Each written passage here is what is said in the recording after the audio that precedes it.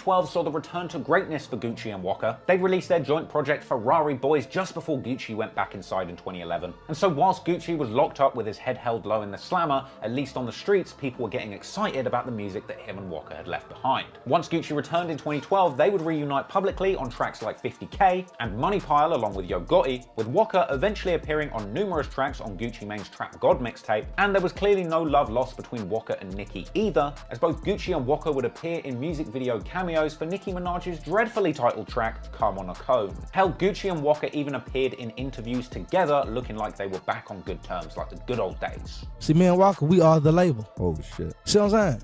We the label. So y'all actually have meetings and shit and just chop it up every like day. Who's going out, which It's not a day that we don't talk to each other. Straight up. Gucci and Waka also appeared together looking like they were on very good terms in 2013's Noisy Raps Atlanta. That bitch, I'm trying to turn. The Rolex is turned. That's what it is. The glass is turned. Thanks, man. But then, seemingly out of nowhere in March 2013, Gucci Mane would begin one of numerous public Twitter meltdowns. First off, baffling fans by announcing his intentions to change his stage name from Gucci Mane to Goo Wop, before backtracking only 30 minutes later after fans duly lost their shit. But then, after changing his name, Gooch must have taken a hearty swig from his activist bottle, before pointing his Twitter fingers aimed squarely at Waka, as Gucci announces publicly on Twitter, seemingly out of nowhere, that Waka Flocka is dropped from 1017 Brick Squad. And on the spot, publicly on Twitter, Gucci begins soliciting offers for the contract of, in his words, this disloyal little ass Nigel. Waka replied publicly on Twitter, telling Gucci that he could suck his little ding dong, before deleting that and reiterating, no, we Brick Squad monopoly. Now, not long after this, Gucci's reps came out to say that his Twitter was hacked and these tweets were not real at all. But then, unfortunately, it seems that these master hackers managed to make their way to hacking Gucci's brain, somehow overriding his sense of common decency, causing him to assault a fan with a champagne bottle at a show. Within only a week of these unhinged tweets, Gucci Mane was a wanted man, leading him to eventually turn himself in where he was duly denied bond. Now, Waka Flocka was asked about Gucci's tweets on Vlad TV, and respectfully didn't want to diss Gucci whilst he was sat in the slammer. It's over with. That man in jail. Yeah. I don't want to say nothing about nobody that's incarcerated that can't defend themselves. Clearly, a forgiving Waka Flocka didn't take this lean-induced meltdown to heart, as he tells Montreality a month later that there's no beef between him and Gucci. We on two paths in our life. Ain't no beef, no animosity. It's just that me and him see two different goals. You know what I'm saying? Like, I guess we both be at the finish line. We just going our own routes. That's all I can say. You know, people they just can't put a finger on it. Like, what's the reason? Sometimes it's none of your fucking business. What's the reason? You know what I'm saying? Just understand. Two men went their own ways, but there's no, you know what I mean, no problem. But then in April, the absence of beef is thrown into question once again as Waka Flocka takes stage and says, F that Nigel Gucci.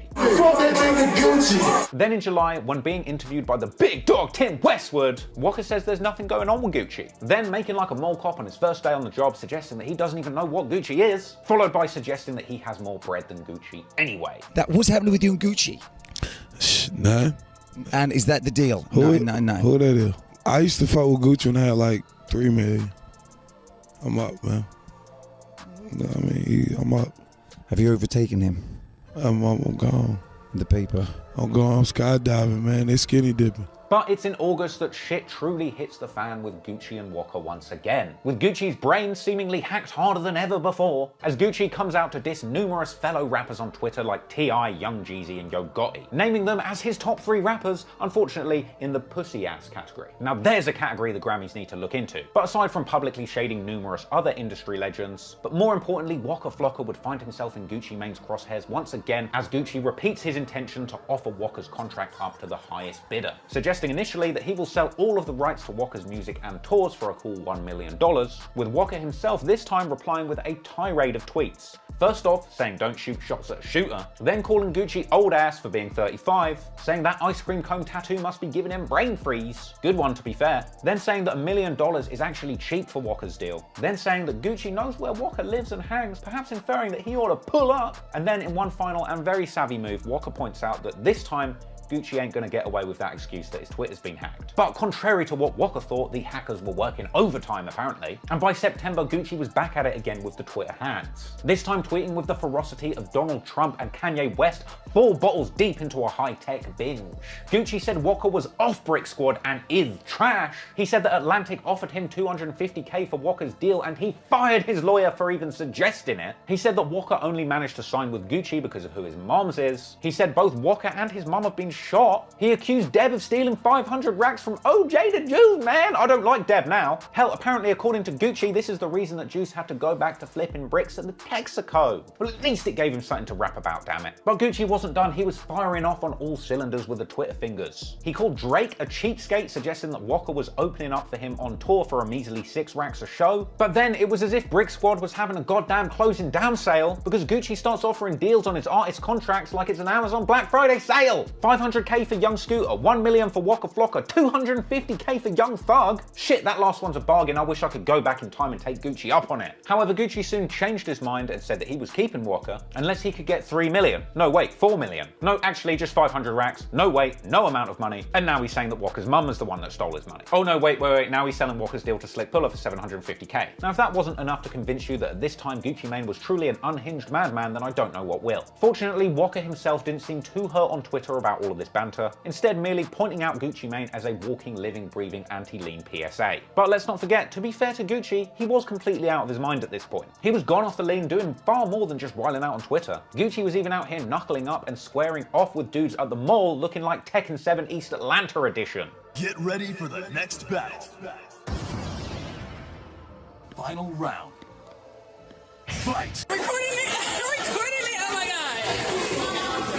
Not long after the Twitter storm, Waka Flocka actually found himself on The Breakfast Club, touching on the details of what had gone down with Gucci. Initially calling Gucci himself Ice Cream Cone, and saying that he was pretty surprised about what Gucci was putting out there about them on Twitter. So we gotta address the elephant in the room, man.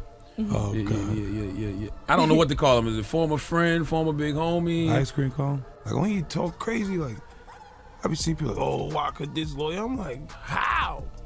I met this guy. I'm not trying to even talk bad. I met this guy at Clear Jordans, cowboy boots, and sleeping in an old school Chevy. Like, he lived in my mom's house for 2 years rent free. Waka said that part of the problem was obviously blowing up and no longer being the lil homie to Gucci anymore, with this changing dynamic clearly leading Gucci to feel some type of way about their relationship. Like when you're not bigger than somebody, they're basically like your sensei. It's like Bruce Lee and his sensei. Like your sensei love you, but when y'all fight, when you whoop his ass, it's like, it's a different story, you know what I mean? Like when I start going on tours, I start buying different cars. I'm not leasing nothing. I start buying different jewelry. Your conversation changed with me now. You can't lie no more, you know what I'm saying? It's facts. Waka also said that Gucci was lying about his contract and suggested that he had been trying to buy it back from Gucci. Man, I be trying to buy that contract. He's a liar, man. He's surviving off that money. I don't blame him. Right. Them ASCAP checks coming. Waka even went on to say that he wishes that he could catch up with Gucci in person just one time so that he could slap him up like a little brother. I don't want to kill him or nothing. I just want to slap him a couple of times, like a little brother, you know, like a little big brother. Waka also rebuffed Gucci's claims that Waka's mum Deb didn't have his back, saying that she was the one who took him from 7,500 to 30 racks a show. Gucci Man was not Gucci Man before my mother was his manager. You follow me? Like, I'm not even sticking up cause that's my mother. Like, she took that man from 7,500 a show to 35,000 a show. He got all his money. I'm there with him day to day, every day. Like, she ain't cheat, none of that. Waka also said that he was really surprised about seeing Gucci turn on him, but then again, he shouldn't really be surprised as Gucci has such an extensive history of crossing and snaking people. I ain't see him act like this in a million miles. Coming, like, I'm like, he just came out the blue like a lame. I'm like, yo, you was lame the whole time? Like, it's like he used you for stepping stools. He got a history of that, though. Like, when I first met him, a lot of people told me that. Like, yo, he go cross you, he crossed his best friend, he crossed his mother, he crossed his brother, he crossed his cousins. Like, you like, nah, not us. And when that happened, it's like you already knew it, so I've been prepared for it. Like. But then, not too long after Waka had appeared, Gucci himself also rocked up to the Breakfast Club to kind of give his side of the story. During this interview, he looked weirdly calm, almost as if he wasn't in the middle of a lean-addled breakdown. Almost. In fact, Gucci seemed surprisingly relaxed when talking about Waka, almost coming across as if they were on good terms in complete contradiction to everything that Waka had said on the Breakfast Club the week before. Nah, his mom introduced us. He was 17. She really just gave him to me. family. You know what I'm saying? That's why I respect this it little so nigga much. crazy. You gonna watch the little You know nigga. what I'm saying? From 17, he just stuck with me. When you separated from Deborah Anthony, did it really put a strain between you and Flocka? Yeah, you know, I put a scream when I, stopped letting her handle my business, but we never really separated. We always was family. However, Gucci did suggest that they did indeed nearly have a fight the other day, which in his words stemmed from Waka apparently filming Gucci while he was asleep. I mean, I know y'all peoples, but you know, he came up as a boss too. Like, he came in as your artist, but now he's like his own boss. He a Y'all boss. butt heads? He been a boss from day one. We bump heads. We just about to fight the other day. We always gonna get into it. Fight about what? What are you and Waka about to fight about? Oh, he taped me when I was asleep. Was you snoring or something? I will finna hit about that. This incredibly odd situation only got odder a few days later, when after what appeared like a pretty level-headed interview, Gucci would come out to publicly apologize for his earlier erratic tweets, taking responsibility for his actions and his words, announcing that he had been freshly locked up, blaming his public rants directly on his lean addiction and suggesting that he would be seeking help in rehab. And if that wasn't enough of a bizarre zigzag in the opposite direction of where we were at with his Breakfast Club interview, a week and change after Gucci made a public apology, Waka clearly ain't feeling it because he goes ahead and drops a full-length Gucci Mane diss track called Ice Cream Cone, a song where he suggests that Gucci has become a fuck Nigel and crossed the line, again blaming the codeine for his change in personality, and essentially saying that Gucci put money over loyalty. From this track and his Breakfast Club appearance, it seems like Waka's position is very clear. He simply ain't got no patience for Gucci's antics anymore. However, going forward, it would seem like there would still be a little unfinished business between Deb and Gooch. Bow, bow, bow, bow, bow, bow, bow, bow, bow, bow, bow, bow, bow. While Gucci was going through it with his lean addiction and legal troubles, we also saw him file a spectacular lawsuit against Waka and Deb, accusing them of fraud, racketeering, theft, and breach of contract. Shit, publicly accusing your old label mate of racketeering? You need to change your name to Takeshi Gucci, my friend. The suit apparently also accused Waka's mum Deb of stealing a ring and a necklace from Gucci, as well as stealing company assets for her own use. The suit also suggested that she was inflating the cost of expenses that she was charging to the label using the excess money for personal gain, with the crux of the suit essentially alleging that Waka and Deb had taken control of Gucci's 1017 record label and spun it off into 3 different companies. Now, Deb publicly responded saying that Gucci's crazy and that he needs to pay a visit to Dr. Phil, which for the record would be an unmissable episode. Deb would go on to ultimately blame money, women, and drugs for the fall of Gucci's career, and ultimately after this public fanfare we would never hear about this lawsuit again. Maybe it was dropped, maybe it was settled out of court, but if we've learned one thing from Deb's earlier dealings with French Montana, she is not one to let you play with her money. Anyway, regardless of the outcome, clearly Gucci was continuing to take steps towards self-destruction, going from the Twitter tirades and lawsuit slinging of 2013 to eventually seeing the direct consequences of his erratic behavior in 2014, as he would end up getting dropped from Atlantic Records and in May sentenced to 3 years in jail after pleading guilty to a federal firearms charge. In late 2014, Deb spoke to the feds, DJ Vlad once again, about Waka and Gucci's relationship, and I'll be honest with you, forget about allegedly stealing money from Gucci, I'd have fired her on the spot for just using her outside voice inside. There was a lot of love that went on there, whether people know that or not, but the bonding that went on was real. God, is she done yet? I'm pretty sure she's going to be speaking a lot more quietly when she appears on Growing Up Hip Hop Atlanta, debuting at WeTV, January the 7th, Thursday, 9, 8 Central. Really though, Deb just elaborated on a few of the key details of the situation, and ultimately telling fans the real truth bomb that they needed to hear, that the real genius behind Brick Squad was none other than OJ the Juice Man! The real Brick Squad is OJ the Juice. The real Brick Squad is OJ.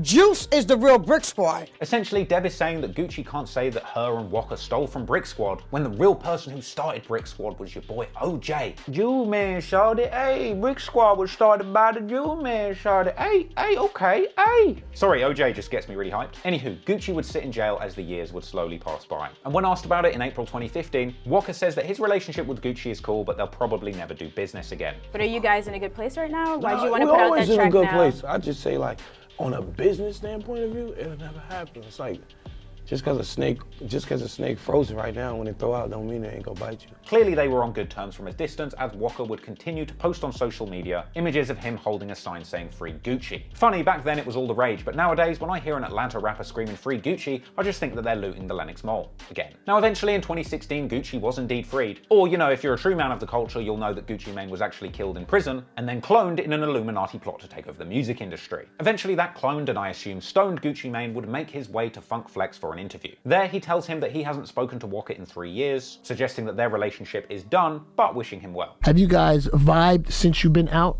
you and Waka, at all? No, I haven't spoken to Waka in 3 years. 3 years. It's just done. Mm-hmm. I wish him well. But I'm just doing, I'm so concerned with the stuff I got going. In 2017, Waka Flocka would open up even more about his fractured relationship with Gucci Mane, with everybody's favourite overweight yet charismatic Tim Westwood clone Charlie Sloth. In a UK-based interview where it seemed like Waka had spent a little too much time in Britain and transformed into a bona fide yardie man. Me don't know, man.